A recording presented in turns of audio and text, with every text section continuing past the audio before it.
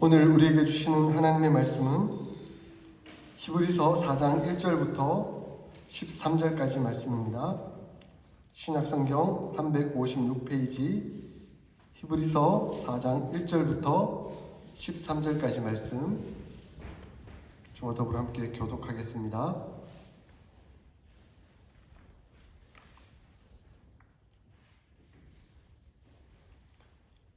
그러므로 우리는 두려워할지니 그의 안식에 들어갈 약속이 남아 있을지라도 너희 중에는 혹 이르지 못할 자가 있을까 함이라.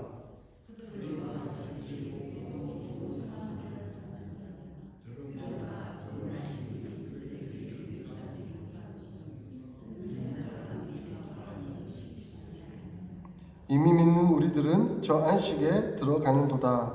그가 말씀하신 바와 같으니 내가 노하여 맹세한 바와 같이 그들이 내 안식에 들어오지 못하리라 하셨다 하였으나 세상을 창조할 때부터 그 일이 이루어졌느니라.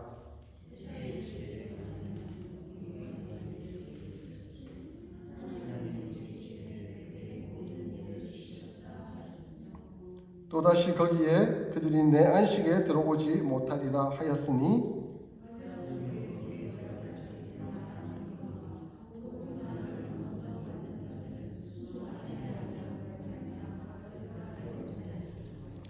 오랜 후에 다윗의 글에 다시 어느 날을 정하여 오늘이라고 미리 이같이 일렀으되 오늘 너희가 그의 음성을 듣거든 너희 마음을 완고하게 하지 말라 하였나니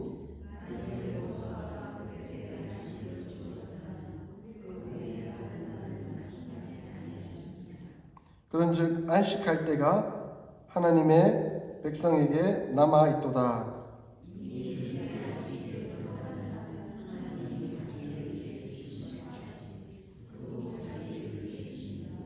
그러므로 우리가 저 안식에 들어가기를 힘쓸지니 이는 누구든지 저 순종하지 아니하는 본에 빠지지 않게 하려 함이라.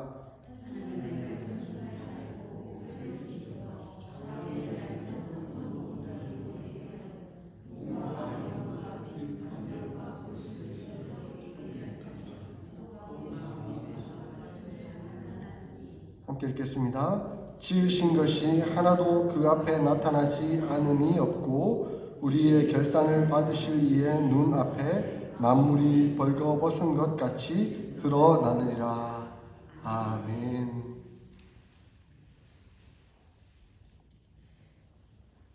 우리는 계속해서 히브리서 말씀을 살펴보고 있습니다. 히브리서 저자는 우리 그리스도인들의 그 신앙 여정을 광야에 비유하고 있습니다. 우리는 지금 광야를 지나가고 있습니다. 세상은 광야와 같죠? 이 광야는 우리가 통과해야 하는 하나님의 훈련 장소와 같습니다. 그러므로 우리는 광야와 같은 세상 속에서 정착민이 아닙니다. 그냥 세상 속에서 영원히 살 것처럼 살아가는 사람들이 아니라는 것이죠. 다만 우리는 이 세상을 지나가는 거류민들입니다. 그러므로 우리는 우리의 본향이 따로 있습니다. 우리의 본향은 어디입니까? 하늘나라 하나님의 나라인 것이죠. 그러므로 우리는 우리의 본향인 하늘나라를 향해 가는 나그네들입니다. 우리 서로 그렇게 부를 수가 있겠죠. 하늘 나그네들이다. 우리는 서로 하늘 나그네들이다. 우리는 이 세상에 영원히 머무는 사람들이 아닙니다. 지나쳐가는 세상입니다. 우리는 곧 하늘나라로 돌아가게 될 것입니다. 그러므로 우리는 이 나그네로서 세상을 살아가는 동안 하나님만 바라보면 두려워할 것이 없지만 오늘 히브리서 기자는 두려워해야 할 것이 있다라고 말씀합니다. 그래서 두려워하라라고 말씀합니다. 그 두려워해야 되는 이유는 무엇이냐면 하나님 나라에 들어가지 못할까 두려워하라는 겁니다. 안식에 들어가지 못하지는 않을까 두려워하라라고 말씀합니다. 이스라엘 백성들이 애굽을 탈출하여 그 광야로 나온 목적이 무엇입니까? 하나님께서 약속하신 가나안 땅, 젖과 꿀이 흐르는 그 땅에 들어가기 위함이 아닙니까? 그런데 출애굽하여서 광야에 나오긴 나왔는데 가나안 땅에 못 들어간다면 그만큼 억울한 일이 어디 있겠습니까? 그만큼 좋지 않은 상황이 어디에 있겠습니까? 영원한 천국에 들어가 하나님과 영원한 안식을 누려야 합니다. 그런데 그 영원한 안식, 천국에 들어가지 못한다고 한다면 우리 이 신앙생활이 얼마나 안타깝고 허튼 것이 되고 말겠습니까? 그러므로 이 히브리서 기자는 우리들을 향해서 결코 두려워하라. 광야에 나오긴 나왔는데 안식에 들어가지 못한다면 그 얼마나 안타까운 일이겠는가. 그러므로 두려워하라 라고 말씀합니다. 근데 어떻게 하면 그 안식에 천국에 들어가지 못하게 될까요? 오늘 2절 말씀을 보면 이렇게 말씀하고 있습니다. 복음을 전함을 받긴 했지만 그 말씀이 그들에게 유익하지 못한 자들이다 라고 표현합니다. 아니, 복음이 유익하잖아요. 복음은 사람을 구원해내는 큰 은혜의 역사가 있는 거잖아요. 그런데 그 복음이 전혀 유익하지 않은 자들이다 이렇게 표현합니다. 복음이 전하여졌지만 듣긴 들었지만 그 복음에 대해서 아무런 반응이 없는 자들이다 라고 말씀합니다. 이후에 히브리서 기자는 더 쉽게 설명합니다. 6절에 보니까 순종하지 아니함으로 말미암아 안식에 들어가지 못했다라고 말씀합니다. 쉽게 말하면 불순종했기 때문에 천국에 들어가지 못한다는 거예요. 복음은 전해졌는데 그 복음의 놀라운 역사, 은혜의 역사가 분명히 있는데 그 복음의 역사에 반응하지 않는다는 거예요. 전혀 마음에 들일 생각도 없고 오히려 거부한다는 거예요. 그게 불순종이에요. 그러니까 결국 천국의 안식에 들어가지 못하는 일이 생기게 된다라고 말씀합니다. 이 불순종은 왜 발생합니까? 아니, 사실 이스라엘 백성들은 하나님을 믿었잖아요. 하나님을 믿는 믿음 가운데 따라서 광야까지 나왔잖아요.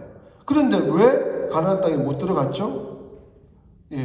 그들에게 하나님 믿는 믿음은 있었지만 의심이 있었기 때문에 혹 이게 될까?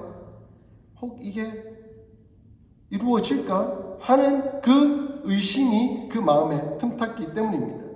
하나님은 분명히 이스라엘 백성들에게 내가 너희들에게 젖과 꿀이 흐르는 땅을 허락해 주겠다. 반드시 너희들이 그 땅 안으로 들어갈 수 있도록 역사해 주겠다라고 약속해 주셨습니다. 그런데 몇 가지 난관에 부딪히니까 어려움이 딱 발생하니까 될까? 과연 젖과 꿀이 흐르는 그 땅이 있기는 있는 걸까? 우리가 들어갈 수 있는 게 맞는 걸까 하는 의심이 생기기 시작했던 것이죠. 하나님을 인식론적으로는 생각으로는 믿기는 믿는데 자기 의지적으로 감정으로는 안 믿는 거예요. 안 따르는 거예요. 의심을 자꾸 하는 거예요. 그게 불신앙이 된 것이죠. 불신앙은 우리의 믿음을 희미하게 만듭니다. 하나님의 약속을 못 믿게 만듭니다. 의심하게 만드는 것이죠. 그래서 이게 확실한 건가? 라고 자꾸 반복해서 생각하게 만드는 것이죠. 이렇게 자꾸 의심하기 시작하다 보면 한없이 나락으로 떨어집니다. 그러나 신앙은, 믿음은 사람을 굳건하게 만듭니다. 믿고 신뢰하는 사람은 죽음이라도 나를 막을 수 없다. 나는 반드시 하나님 나라에 들어가게 되어 있다. 그렇게 고백하며 따라가게 되어 있는 것이죠. 그래서 초대교회 시절에 사자굴에 들어가더라도, 사자밥이 될지라도 나는 오늘 천국에 들어간다라는 믿음이 있었기 때문에 그들은 밝은 웃음을 지으며 사자에게서 찢김을 받았던 것이죠. 확신은 죽음이라도 막을 수가 없습니다. 믿음은 죽음이라도 막을 수가 없습니다. 그러므로 히브리서 이 저자는 선신자들에게 경고와 동시에 권면을 동시에 하고 있습니다. 불순종과 불신앙으로 인하여 하나님의 영원한 안식에 들어가지 못할지도 모른다. 그러므로 두려워하라 라고 말씀합니다. 결코 낙오자가 되지 말아라. 광야에서 방황하다가 안식의 땅 가나안 땅에 들어가지 못하고 영원한 하나님의 나라 천국에 들어가지 못하고 그냥 거기서 도태되는 어리석은 자들, 낙오자가 되지 말아라. 그렇게 경고하고 있는 것입니다. 존 번연의 철로역정이라는 책을 보면 이 낙오자들이 나옵니다. 대표적인 사람이 두 사람이 있는데 한 사람은 온고집이고 한 사람은 유순한입니다. 영어로 보니까 obstinate라고 해서 온고집, 그러니까 고집이 아주 센 사람을 말하는 것이고 하나는 pliable이라는 단어를 써서 유순한이라고 번역되어 있는데 저는 차라리 휘청이라고 번역하는 게 더 좋을 것 같아요. 그러니까 온고집하고 휘청거리는 사람. 이 온고집이라는 사람은 세상이 주는 기회, 부, 안정, 인정 등에 자기 고집이 빠져있는 사람입니다. 하나님이 계신가? 하나님을 믿긴 믿어야 되겠는데 라고 따라 나오긴 나왔는데 자꾸 세상 것에 고집을 가지고 있는 거예요. 돈, 권력, 명예 이것을 자꾸 자기 고집이 집중되는 거예요. 그러다 보니까 자기 고집을 꺾지 않은 거예요. 하나님의 복음 앞에 자기 고집을 꺾어야 하는데 끝까지 고집을 꺾지 않고 세상적인 것에 집착했던 사람인 것이죠. 이 사람은 결국 도태되어 안식에 들어가지 못하게 되었습니다. 그리고 휘청이는 어떤 사람입니까? 귀가 얇은 거예요. 귀가 얇다 보니까 세상적인 말에 자꾸 휘청거리는 거예요. 하나님의 복음에 든든히 견고하게 서 있으면 되는데 하나님 말씀만이 진리입니다라고 받아들이고 걸음걸음 걸어가면 되는데 세상에서 이거 좋다 그러면 저거 좋다고 따라갔다가 저거 좋다 그러면 저거 좋은가 보다 하고 따라갔다가 하나님 말씀에 휘청휘청거려 버리는 거예요. 결국 이러한 사람은 천국에 들어가지 못하게 된다라고 말씀합니다. 여러분 어떠세요? 여러분 고집이 세신 분이에요? 아니면 귀가 너무 얇으신 분들이세요? 예, 하나님 말씀 앞에 서 있기를 바랍니다. 하나님 말씀에 온전히 서 있기를 바랍니다. 하나님 말씀만 바라보며 견고하게 서 있기를 바랍니다. 하나님은 안식이 무엇인가 하고 우리에게 가르쳐 줍니다. 히브리서 기자는 시편 95편을 인용하면서 하나님의 안식이 무엇인가라고 설명합니다. 하나님의 안식은 창조적 개념에서 시작합니다. 하나님 언제 안식하셨죠? 세상을 창조하시면서 6일 동안 세상의 모든 것을 다 창조하시고 난 후에 7일째 안식하셨죠. 하나님께서 왜 안식하셨습니까?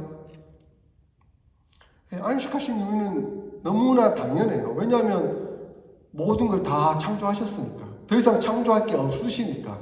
그러니까 하나님은 안식하셨던 것이죠. 그래서 하나님은 7일째만 안식하신 게 아니라 8일째도 안식하셨고 9일째도 안식하셨고 계속 안식하셨습니다. 왜냐하면 완성하셨기 때문에. 그런데 하나님은 새로운 일을 하셔야 했습니다. 무슨 일을 하셔야 했죠? 구원하는 일을 하셔야 했습니다. 물리적인 창조하시는 일은 6일째 다 완성하시고 7일째 안식하셨지만 이제 인간들이 하나님과 교제하며 그 안식을 누리며 하나님과 영원한 교제 속에서 평안과 기쁨을 누리면서 살아가면 되는데 자기가 하나님처럼 되려고 교만하다 보니까 타락해버리고 만 것이죠. 그래서 하나님과의 교제가 끊어지고 인간은 죽을 수밖에 없는 존재가 된 겁니다. 사망의 존재. 그래서 하나님은 새로운 일을 하셔야 했습니다. 그 일이 무엇입니까? 인간을 구원해내는 일. 다시 인간을 살려내는 일, 그 일을 하셔야 했습니다. 그러므로 하나님은 자기의 독생하신 아들 예수 그리스도를 보내셔서 그 예수 그리스도가 십자가에 못 박혀 죽으심으로 말미암아 우리의 모든 죄를 용서하시고 우리를 회복시키셔서 다시 하나님과의 관계가 회복되도록 도우시고 역사하셨던 것이 그것이 하나님께서 다시 하신 일이십니다. 그러므로 하나님은 첫 번째 창조의 사역을 완성하시고 안식하셨고 또한 하나님 두 번째 구원의 사역을 예수 그리스도를 통해서 완성하시고 안식하셨던 것입니다. 그러므로 우리에게 안식이란 우리가 하나님의 창조물, 하나님의 피조물이라는 것을 인식하면서 안식하는 것이고 또한 우리가 예수 그리스도로 말미암아 구원을 받았다. 구원받은 존재인 것이다 라고 여기며 안식되는 존재라고 말씀하고 있습니다. 그러므로 예수님께서 이렇게 말씀하셨죠. 안식일에 병자를 고치고 난 이후에 어떻게 안식일에 안식하지 않고 병자를 고칩니까? 라고 바리새인들이나 예수님을 공격하는 사람들이 물었을 때 하나님이 일하시니 나도 일한다 라고 예수님은 말씀하셨습니다. 그 예수님께서 하나님이 일하시니 나도 일한다 라고 말씀하신 이유는 그 구원 사역 가운데 하나님이 일하고 계시고 내가 그 구원 사역의 부름을 받았기에 순종하여 그 일을 나도 같이 하고 있다 라고 말씀하고 있는 것입니다. 그러므로 우리가 예수님 안에 나아온다면 참된 안식을 누릴 수가 있습니다. 예수님 이렇게 말씀하셨죠. 마태복음 11장 28절에 수고하고 무거운 짐진 자들아 다 내게로 오라 내가 너희로 쉬게 하리라. 아멘. 아멘.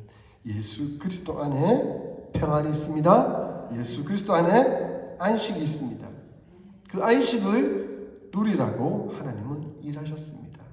창조함으로 내 백성이라고 우리를 창조하셨을 뿐만 아니라 하나님은 구원의 사역을 완성하심으로 너희가 구원받은 내 백성이다라고 참된 안식을 우리에게 베풀어 주셨던 것이죠. 그러므로 안식은 지난주에 말씀드렸던 것처럼 현재적으로 누리면서 미래적으로 완성하는 것입니다. 여러분 예수 그리스도 안에 계십니까? 여러분 예수 그리스도를 믿으십니까? 안식이 여러분 안에 있습니다. 그러므로 여러분은 완성된 안식으로 갈 것입니다. 그 축복을 하나님 우리에게 베풀어 주실 것입니다. 그래서 히브리서 기자는 10절에 보니까 이미 안식에 들어간 자는 하나님이 자기의 일을 쉬심과 같이 그도 자기의 일을 쉬느니라 라고 말씀합니다. 우리가 이 땅 가운데 광야를 지난 동안 하나님의 일을 하는 것이죠. 마음은 평안을 누리면서 육체적으로는 하나님의 사역을 하는 것이죠. 그러나 하나님의 사역을 다 마치게 되었을 그때에 우리는 진정한 평안과 안식을 누리게 되는 것입니다. 그래서 사도 바울은 자신의 이 땅 가운데 모든 사역을 다 마치고 난 다음에 이렇게 고백했죠. 나는 선한 싸움을 싸우고 나의 달려갈 길을 마치고 믿음을 지켜준 이제 후로는 나를 위하여 의의 면류관이 예비되었으므로 주 곧 의로우신 재판장이 그날에 내게 주실 것이라 라고 고백하고 있습니다. 안식이라는 의미는 의의 면류관입니다. 의의 면류관은 누구이십니까? 바로 우리 주 예수 그리스도이십니다. 그 예수 그리스도와 함께 동행하며 통치하며 평안과 기쁨과 감사와 영광을 누리는 그것을 말하는 것이죠. 그러므로 9절 10절의 말씀처럼 이러한 하나님의 사역자로의 삶을 사는 자들에게는 진정한 안식이 주어질 것입니다. 이미 안식에 들어간 자는 하나님의 쉬심과 같이 그 안식, 하나님의 쉼을 함께 누리게 될 것입니다. 혹시 우리가 안식에 들어가지 못할까 두려워해야 하겠지만 그럼에도 우리가 두려워하지 않을 것이 있습니다. 하나님의 약속이 있기 때문입니다. 우리가 하나님의 약속을 붙들고 있다고 한다면 두려워할 필요는 없습니다. 왜냐하면 하나님의 약속은 변함이 없기 때문에 그렇습니다. 우리 하나님의 약속, 하나님의 말씀은 변함이 없는 약속입니다. 그 하나님의 말씀, 그 약속 누구이십니까? 바로 우리 주 예수 그리스도이십니다.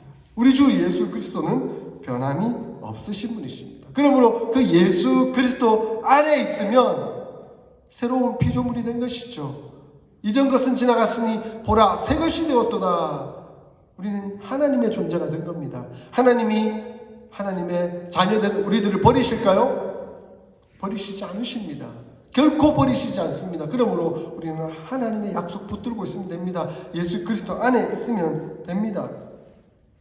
우리가 예수 그리스도를 나의 구주, 나의 하나님으로 고백하고 영접했다고 한다면, 그리고 그 예수님을 내 마음의 주인으로 모셨다고 한다면 우리는 하나님의 자녀가 되었고 생명을 가진 자들입니다. 그러므로 두려워할 필요가 없습니다. 이미 우리는 하나님의 자녀이니까요. 그럼 우리가 두려워해야 되는 것은 다른 것이 아니라 불순종하는 것입니다. 혹시 우리가 불순종하고 있지는 않는가? 불순종은 하나님의 말씀을 듣고도 반응하지 않는 것입니다. 말씀의 가르침이 명확함에도 불구하고 내 뜻, 내 생각, 내 감정대로 해버리는 것입니다. 아까 말씀드린 옹고집처럼 내 고집, 내 생각 그거 붙들고 그렇게 나아가는 것입니다. 그래서 오늘 본문은 7절에 보니까 지난주 본문과 똑같이 완고하게 하지 말지니라. 마음을 완고하게 하지 말지니라 라고 말씀합니다. 마음을 강팍해 하지 마라. 네 목이 곧게 되지 마라. 하나님 앞에서 겸손하게 진실하게 순종하며 내 가운데 살아야 되지 않겠느냐. 그런데 네 마음을 그렇게 강팍하게 돌같이 굳게 만들어서 무엇하려고 그렇게 말씀하고 있는 것입니다. 혹시 하나님 안식에 들어가지 못할까 하는 것은 불순종, 마음을 강팍해 하고 하나님 앞에서 전혀 생각하지 않는 것입니다. 그러므로 우리는 약속을 믿고 순종해야 합니다. 순종한다는 의미는 하나님 말씀 앞에 서 있는 것을 의미합니다. 오늘 우리가 말씀 앞에 섰지 않습니까? 지금 말씀이 선포되고 있지 않습니까? 이 말씀 앞에 여러분 지금 어떠한 마음, 어떠한 태도를 가지고 있습니까? 아이고 뭐 하나님 말씀 다 몇 번이나 읽어봤고 뻔한 말씀인데 돌같이 굳은 마음입니다. 오늘도 새롭게 하나님 말씀이 우리를 새로 역사하실 것이다. 기대하는 마음으로 받아들여야 되는 것이죠. 그래서 하나님의 말씀은 오늘 본문에 뭐라고 비유하고 있습니까? 칼이다, 검이다. 칼은 여러 종류가 있겠죠. 저는 수술 때에 있는 메스와 같은 날카로운 칼이지 않을까 싶습니다. 하나님의 말씀은 수술 칼과 같아서 썩어진 부분을 도려내는 역할을 합니다. 그래서 우리가 너무나 잘 아는 본문이 말씀이죠. 12절 같이 한번 읽어볼까요? 12절 시작. 하나님의 말씀은 살아있고 활력이 있어 좌우에 날선 어떤 검보다도 예리하여 혼과 영과 및 관절과 골수를 찔러 쪼개기까지 하며 또 마음의 생각과 뜻을 판단하느니. 하나님의 말씀은 우리의 전인격적인 부분들을 건드리지 않는 부분이 없습니다. 모든 부분을 다 건드립니다. 영과 혼과 및 관절과 골수, 우리 육체적인 부분까지 다 하나님은 찔러 쪼개기까지 하신다라고 말씀합니다. 하나님의 말씀은 사람을 변화시킵니다. 그러므로 하나님 말씀 앞에 서 있기만 하면 됩니다. 내어드리기만 하면 됩니다. 내 살이 썩고 있는데 그거 나 못하겠다 하고 도망가면 그 썩은 건 더 썩어지죠. 썩어가면 어떻게 됩니까? 결국 죽고 맙니다. 죽고 말면 더 이상 칼이 필요 없습니다. 하나님의 말씀은 사람을 변화시킵니다. 세상적인 사람에서 하나님의 사람을 바꿉니다. 하나님의 말씀은 고통받고 아파하고 힘들어하는 사람을 위로하고 소망을 주십니다. 하나님의 말씀은 죄악 가운데 있는 사람을 돌이키시고 그 죄악에서 떠나게 하시고 용서하게 하십니다. 하나님의 말씀의 능력입니다.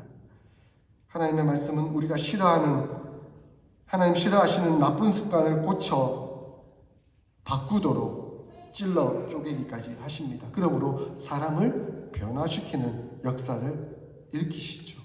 그래서 담배 피던 사람이 담배 맛이 싫어지고, 술을 너무 좋아하던 사람이 술 맛이 싫어지고, 악한 행위를 하는 사람이 이 악한 행위가 하나님 영광에 내가 오히려 가리는구나 라는 양심의 가책이 들어서 그 행위를 끊게 됩니다. 그것이 하나님의 역사인 것이죠. 하나님의 말씀의 능력이시죠. 생명의 삶이라는 과목을 통해서 지금 성경적인 핵심 내용을 수요일마다 공부하고 있습니다. 우리 권사님이 또 소개해가지고 한 성도님이 오셨잖아요. 주일날 일을 하고 계셔서 이 예배 참석하지 못하는 것이 너무나 안타깝긴 하지만 그분이 이렇게 간증을 하셨잖아요. 몇 년 동안 교회를 못 나가고 있는데 계속 마음속에 교회를 나가야 되겠다라는 마음이 생기더라. 누가 하신 일입니까? 성령 하나님이 하신 일이죠. 성령 하나님께서 그 양심을 자꾸 터치하시는 거예요. 건드리시는 거예요. 내가 지금 하나님을 인식하고 있는데 교회를 안 나가서 되겠느냐 하는 그 마음을 하나님 주셨던 것이죠. 그런데 딱 권사님과 연락이 딱 되니까 내가 교회를 나와야 되겠다. 근데 한동안 또 연락이 안 되는데 우리가 성경 공부 시작한 그날 아침에 우리 마트를 들러서 우리 권사님과 만났다는 거예요. 하나님 역사 아닙니까? 그래서 오늘 오후부터 하니까 반드시 나와니까 자기 손주가 학교 마치면 픽업을 해야 되는데 그 손주 픽업을 해서 데리고 함께 성경 공부 참석했더라고요. 하나님께서 이렇게 역사하시는구나. 하나님께서 한 영혼을, 한 마음을 이렇게 만지시는구나 하는 것을 느낄 수가 있었습니다. 하나님의 말씀은 검입니다. 하나님은 우리의 마음과 생각을 감찰하십니다. 하나님의 말씀은 놀라운 능력을 가지고 있습니다. 하나님은 말씀으로 세상을 창조하시고 말씀으로 우리를 구원하시며 새롭게 하셨습니다. 그런데 어떤 이는 말씀에 반응하지 않습니다. 왜 반응하지 않을까요? 왜 반응하지 않을까요? 죽었기 때문입니다. 아까 그랬잖아요. 썩어 문드러진 그 부분을 내어드리면 하나님은 메스로 활용하셔 수술하십니다. 그러면 새로운 인생을 살게 됩니다. 그런데 이미 죽고 나면 반응할 수가 없는 거죠. 반응할 필요도 없는 거죠. 끝일 거예요. 양심이 화인 맞은 자들, 성령이 역사하시는데 성령의 음성을 돌같이 굳은 마음으로 전혀 반응할 생각이 없는 겁니다. 그러므로 말씀에 반응이 없는 자들은 평안에 들어가지 못하죠. 안식에 들어가지 못하죠. 천국에 들어가지 못합니다. 이미 죽은 시스는 수술하지 않습니다. 죽었기 때문에. 사랑하는 성도 여러분, 말씀 앞에 늘 자기를 비추어 보십시오. 말씀 앞에 자기를 내어 드리십시오. 말씀을 통해 하나님은 여러분을 변화시키시고 역사하실 것입니다. 왜냐하면 이 말씀은 오늘날 우리에게 기록으로 다가왔지만 이 말씀에 인격이 담겨 있어요. 말씀 안에 우리 주 예수 그리스도께서 계시기 때문에 그렇습니다. 요한복음 1장 1절에 태초에 말씀이 계시니라. 이 말씀이 하나님과 함께 계셨으니 이 말씀이 곧 하나님이시라. 이 말씀이 육신이 되어 우리 가운데 거하시며 이 말씀이 곧 예수 그리스도이십니다. 예수 그리스도 그분께서 말씀을 통해 성령을 통해 우리와 함께 하시고 동행하고 계시는 것이죠. 그런데 어찌 이 말씀 앞에 반응하지 않을 수가 있겠습니까? 예수님께서 함께하고 계시는데요. 그러므로 오늘 제가 설교 제목을 뭐라고 정했습니까? 찔러 쪼개기까지. 말씀 성경 구절 그대로 예수님은 우리를 찔러 쪼개기까지 하십니다. 말씀은 우리를 찔러 쪼개기까지 하십니다. 그러므로 말씀 앞에 서십시오. 예수 그리스도 앞에 서십시오. 우리 주님과 동행하는 삶을 살아갈 수 있기를 소원합니다. 사랑하는 성도 여러분, 우리는 믿음과 순종함으로 하나님의 말씀을 받아들여야 합니다. 하나님은 말씀으로 오신 예수 그리스도를 통해서 우리를 역사하실 것입니다. 아직 예수 그리스도를 영접하지 않으신 분이라면 예수 그리스도를 영접할 수 있기를 바라고, 이미 영접하신 분이라면 이제 두려워하지 말고 늘 말씀과 동행하며 말씀 앞에 순종하며 진실한 은혜의 삶을 살아갈 수 있기를 주의 이름으로 축원드립니다. 아멘.